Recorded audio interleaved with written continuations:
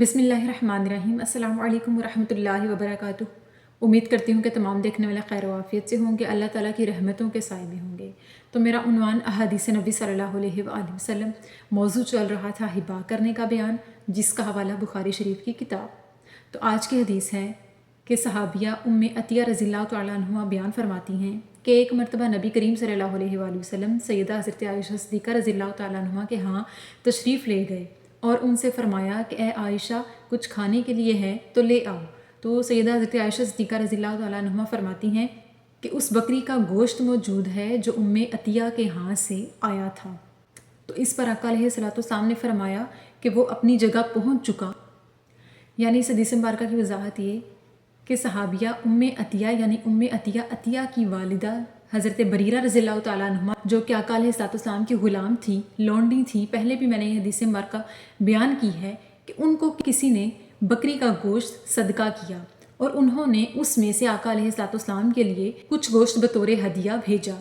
تو آقا علیہ الصلوۃ والسلام نے اسے قبول کیا تھا، اور آقا علیہ الصلوۃ والسلام جب حضرت عائشہ صدیقہ کے گھر گئے اور ان سے فرمایا کہ کچھ کھانے کے لیے ہے، تو انہوں نے فرمایا کہ ہاں وہی گوشت ہے جو کہ ام عطیہ یعنی صحابیہ حضرت بریرہ رضی اللہ تعالیٰ عنہ کو کسی نے بطور صدقہ بھیجا تھا اور انہوں نے ہمیں بطور ہدیہ دے دیا۔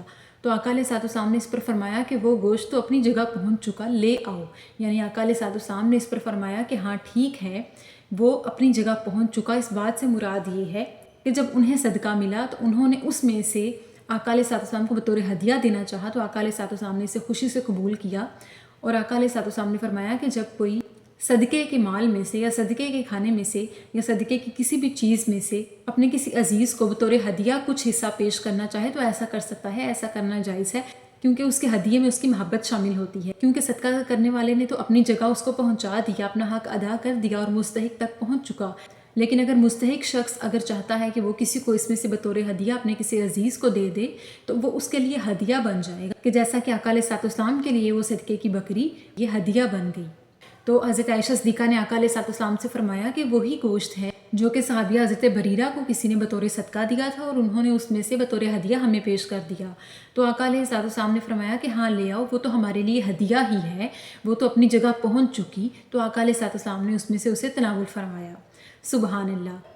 اس حدیث کو مختلف صحابیوں نے بیان کیا، جس نے آقا علیہ الصلوۃ والسلام سے یہ بات سنی تو انہوں نے اپنے اپنے انداز میں اپنے اپنے طریقے سے بیان کیا کہ آقا علیہ الصلوۃ والسلام نے کس طرح سے وہ صدقے کی بکری کا گوشت بطور ہدیہ قبول کیا اور کھایا۔ کیونکہ صدقہ کس کو نہیں لگتا وہ میں نے پہلی احادیث میں بیان کیا، چونکہ آقا علیہ الصلوۃ والسلام تمام جہانوں کے سردار ہیں، انہیں صدقہ نہیں لگتا، لیکن اگر کوئی اپنے صدقے میں سے کوئی عزیز انہیں بطور خوشی بطور ہدیہ خوشی کے طور پہ بطور ہدیہ پیش کرنا چاہتا ہے تو ایسا کرنا جائز ہو جاتا ہے، وہ ہدیہ بن جاتا ہے۔ ایسی صورت میں ہدیہ لیا جا سکتا ہے جیسا کہ آقا علیہ الصلوۃ والسلام نے کیا۔